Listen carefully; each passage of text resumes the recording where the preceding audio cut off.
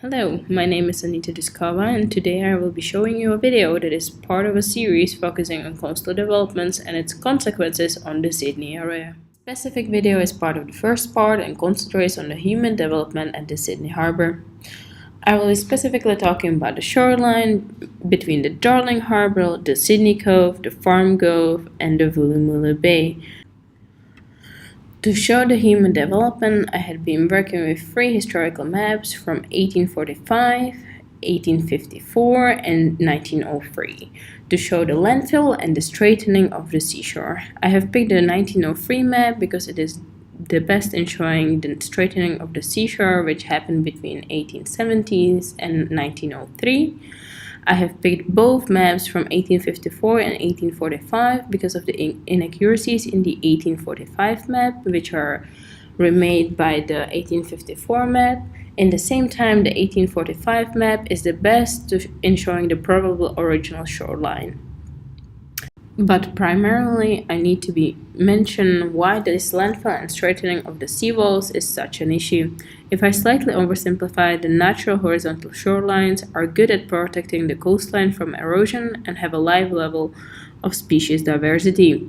Once vertical sea lines with a lot of human traffic are introduced, a lot of species become endangered, such as the little penguin on this slide. But also these have higher level of eroding the shoreline in comparison to the natural sea lines, which are more resistant to erosion. If you want to learn more about these and other benefits of the natural seashore, look at the seagrass and mangroves videos in this series. Furthermore, looking back to the maps and the evolution of the harbour, I want to show you the main map that I had been using throughout this project.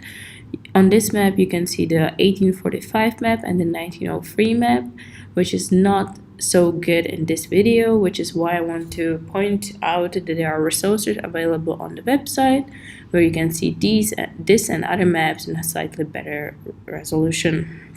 If we look into the historical maps, I can be showing you the map from 1903 and the outline from 1845 to show you the differences in the landfill in the Woolloomooloo Bay and the Darling Harbour.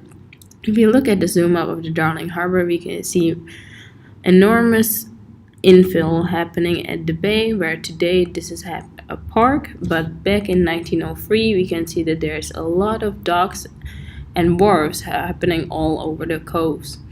This is also visible on pictures from 1930s, which are showing docks and wharves happening all the way on the Darling Harbour up to the Miller's Point. We can see that the Miller's Point in this picture is absolutely straight. If you look at the Miller's Point in the historical maps, we can see that it was originally an ear shape. This is true for majority of the Darling Harbour, same for the peninsula between Jones Bay and Pyrmont Bay, which became a wharf, and also for the Sydney Cove, the Farm Cove, and the Woolloomooloo Bay. We can see a lot of landfill happening in the Sydney Cove and the Woolloomooloo Bay. If you look at the historical pictures, we can see that this even more, because the pictures from 1930s are showing the straightening of the line. More so, they are showing the creation of the wharf called Finger in the Woolloomooloo Bay between 1903 and 1930. If we compare the 1854 and 1845 map based on our base map, we can see major landfill in the mouths of the rivers. This is easier to see on the zoom-ins, mainly in the Sydney Cove, where the river was going down the Pitt Street. We also see on the Farm Cove the first straightening of the sea line.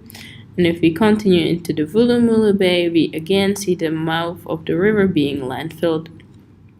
If we continue throughout our maps, we can see that there's a huge disparity between 1854 and the 1903 map.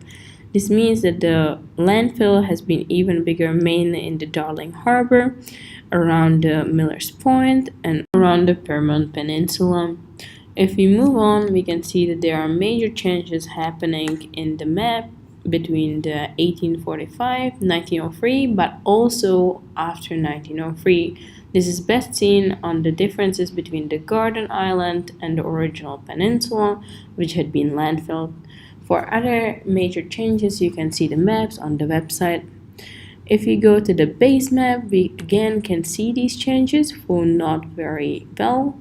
And we have to be seeing that this is only a map from 2000. When you compare it to the current map, the major change is the Barangaroo area. If we look into the Barangaroo area, originally the shoreline had been this ear shape, which it is today. It had been only for the last century that it had been straightened up. Currently, the area has returned to the natural coastline, and this is not only in shape, but also in the vertical line, and which created the possibility for tidal pools to be happening on the lower stones, which you can see as darkened in the water. Thus, in this presentation, I had shown you that it is possible to be returning to the natural shoreline from the straightening and the wharves, which are no longer as necessary in the past. Thank you for watching.